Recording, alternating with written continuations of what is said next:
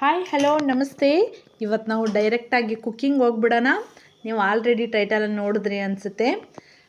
ಪಾಲಕ್ ಸೊಪ್ಪಿನ ಪಜ್ಜಿ, ಓಕೆನಾ. ನಾವು ಊರ ಕಡೆ ಎಲ್ಲ ಪಾಲಕ್ ಸೊಪ್ಪಿನ ಪಜ್ಜಿ ಮಾಡ್ತೀವಿ. ಅದು ಹೇಗೆ ಮಾಡೋದು ಅಂತ ನೋಡ್ಕೊಳ್ಳೋಣ, ಓಕೆನಾ. ಇವಾಗ ನಾನು ಮೊದಲನೇದಾಗಿ ಬಾಣಲಿ ಒಲೆ ಮೇಲೆ ಇಟ್ಟಿದ್ದೀನಿ. ಅದಕ್ಕೊಂದು 2-3 ಸ್ಪೂನ್ ಎಣ್ಣೆ ಹಾಕ್ಕೊಂಡಿದ್ದೀನಿ, ಓಕೆನಾ. ಎಣ್ಣೆ ಹಾಕ್ಕೊಂಡಾದ್ಮೇಲೆ ಸ್ವಲ್ಪ ಉದ್ದಿನಬೇಳೆ, ಕಡಲೆಬೇಳೆ, ಜೀರಿಗೆ ಹಾಕಿ ಸ್ವಲ್ಪ ಫ್ರೈ ಮಾಡ್ಕೊತೀನಿ, ಓಕೆನಾ. ಸ್ವಲ್ಪ ಫ್ರೈ ಚೆನ್ನಾಗಿ ಇವಾಗ ನಾನು ಫ್ರೈ ಮಾಡ್ಕೊತಾ ಇದ್ದೀನಿ. ಮತ್ತು ಇವಾಗ ಅದರೊಳಗಡೆ ನಾನು ಧನ್ಯ ಸೇರಿಸ್ಕೊಂಡೆ, ಓಕೆನಾ. ಒಂದು 3 ಸ್ಪೂನಷ್ಟು ನಾನು ಧನ್ಯ ಸೇರಿಸ್ಕೊಂಡು ಮತ್ತು ಫ್ರೈ ಮಾಡ್ಕೊತಾ ಇದ್ದೀನಿ ನಿಧಾನಕ್ಕೆ. ಫ್ರೈ ಅದು ಗೋಲ್ಡ್ ಸ್ವಲ್ಪ ಸ್ಮೆಲ್ ಬರಬೇಕು, ಧನ್ಯ ಅಷ್ಟೇ ಹುರ್ಕೊಂಡು. ಇವಾಗ ನಾನು 5 ಒಣಮೆಣ್ಸಿನ್ಕಾಯಿ ಹಾಕ್ಕೊಂಡಿದ್ದೀನಿ ಮತ್ತು 4 ಈರುಳ್ಳಿ ತೊಗೊಂಡಿದ್ದೀನಿ. ಹಸಿ ಈರುಳ್ಳಿ ಚೆನ್ನಾಗಿ ಕಟ್ ಮಾಡಿ 4 ಈರುಳ್ಳಿ ತೊಗೊಂಡಿದ್ದೀನಿ. ಅದು ಈರುಳ್ಳಿ ಸ್ವಲ್ಪ ಎಣ್ಣೆಲಿ ಸ್ವಲ್ಪ ಬಾಡಿಸ್ಬೇಕು ಪೂರ್ತಿ. ಅದ್ರ ಸ್ಮೆಲ್ಲು ಹೋಗಿ ನೋಡಿ, ಈ ಥರ ಸ್ವಲ್ಪ ಗೋಲ್ಡ್ ಕಲರ್ ಬರೋ ಥರ ನಾವು ಚೆನ್ನಾಗಿ ಫ್ರೈ ಮಾಡ್ಕೋಬೇಕು, ಓಕೆನಾ. ಈಗ ನೋಡ್ತಾ ಇದ್ದೀರಲ್ಲ, ಆ ಥರ ಚೆನ್ನಾಗಿ ಈರುಳ್ಳಿ, ಒಣಮೆಣ್ಸಿನ್ಕಾಯಿ, ಧನ್ಯ, ಉದ್ದಿನಬೇಳೆ, ಕಡಲೆಬೇಳೆ, ಜೀರಿಗೆ ಪ್ರತಿಯೊಂದು ಎಣ್ಣೆಲಿ ಅದು ಫ್ರೈ ಆಗಿರಬೇಕು, ಓಕೆನಾ. ಅದು ಹಾರ್ಲಿಕ್ಕೆ ಬಿಡೋಣ. ಆದ ತಕ್ಷಣ ಅದು ಪೂರ್ತಿ ಸುಡೋದೆಲ್ಲ ಹೋಗಿರುತ್ತೆ ಅಲ್ವಾ, ಆವಾಗ ನಾವು ಮಿಕ್ಸಿ ಜಾರ್ಗೆ ಹಾಕ್ಕೊಂಡು ಮತ್ತು ನಾವು 2 ಸ್ಪೂನು ನಾವು ಮನೆಯಲ್ಲಿ ಮಾಡಿರುವಂತಹ ಖಾರದ ಪುಡಿ ಇರುತ್ತೆ ಅಂತ ಹೇಳ್ತೀನಲ್ಲ, ಅದು 2 ಸ್ಪೂನು ಖಾರದ ಪುಡಿ ಹಾಕಿ ಇವಾಗ ನಾವು ಚೆನ್ನಾಗಿ ರುಬ್ಕೊಳ್ಳೋಣ, ಓಕೆನಾ. ಈಗ 2 ಸ್ಪೂನನ್ನು ಹಾಕ್ಕೊಳ್ಳೋದು. ಆ ಸ್ಪೂನಲ್ಲಿ 2 ಸ್ಪೂನ್ ಹಾಕ್ಕೊಂಡು ಇವಾಗ ನಾವು ಚೆನ್ನಾಗಿ ಪೇಸ್ಟ್ ಮಾಡ್ಕೊಳ್ಳೋಣ, ಓಕೆನಾ. ನಾವು ಪೇಸ್ಟ್ ಮಾಡಿ ನಾನು ಸೈಡಲ್ಲಿ ಇಟ್ಕೊಂಡೆ. ಇವಾಗ ಬಾಣಲಿ ಒಲೆ ಮೇಲೆ ಇಟ್ಬಿಟ್ಟು ನಾನು ದೊಡ್ಡ ಸ್ಪೂನಲ್ಲಿ ಕೊಬ್ಬರಿ ಎಣ್ಣೆ ಹಾಕ್ತಾಯಿದ್ದೀನಿ. ನೋಡ್ತಾ ಇರ್ಬೋದು ನೀವು. ಈಗ ಚಳಿ ಅಲ್ವಾ, ಈ ಸೀಸನಲ್ಲಿ ಕೊಬ್ಬರಿ ಎಣ್ಣೆ ಎಲ್ಲ ಈ ಥರ ಗಟ್ಟಿಯಾಗಿಬಿಡುತ್ತೆ. 2 ಸ್ಪೂನ್ ಹಾಕ್ತೆ ನಾನು. ನೋಡಿ, ನಾನು 2 ಸ್ಪೂನ್ ಹಾಕ್ಕೊಂಡಿದ್ದೆ ಅಂತ ಹೇಳಿದ್ನಿ ಅಲ್ವಾ. ಇವಾಗ ಅದು ಚೆನ್ನಾಗಿ ಮೆಲ್ಟ್ ಆಗಲಿ ಸ್ವಲ್ಪ ಬಿಸಿಗೆ.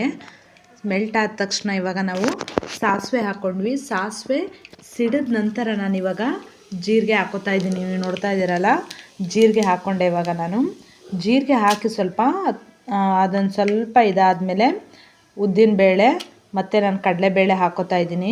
ಇದು ಕಡಲೆಬೇಳೆ ಹಾಕಾಯಿತು.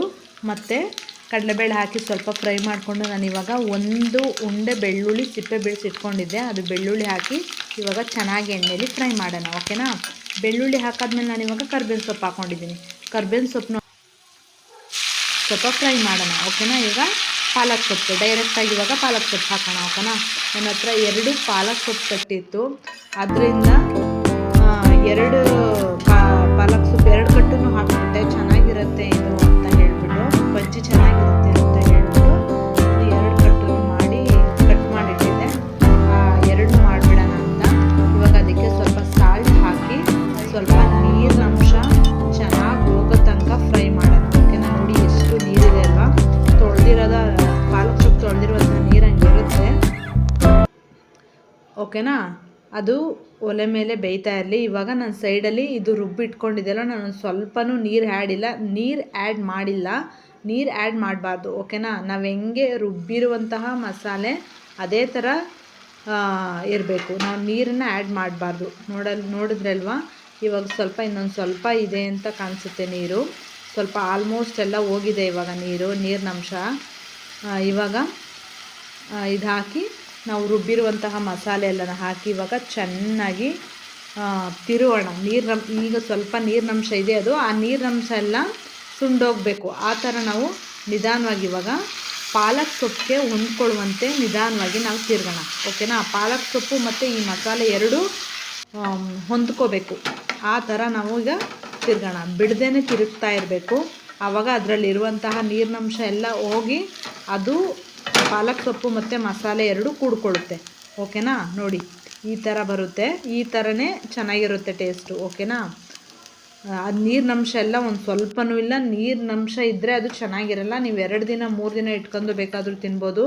ನೋಡ್ತಾ ಇದ್ದೀರಲ್ಲ, ಒಂದು ಸ್ವಲ್ಪನೂ ನೀರಿಲ್ಲ. ಚೆನ್ನಾಗಿ ಅದನ್ನು ನಾನು ಫ್ರೈ ಮಾಡಿದ್ದೀನಿ.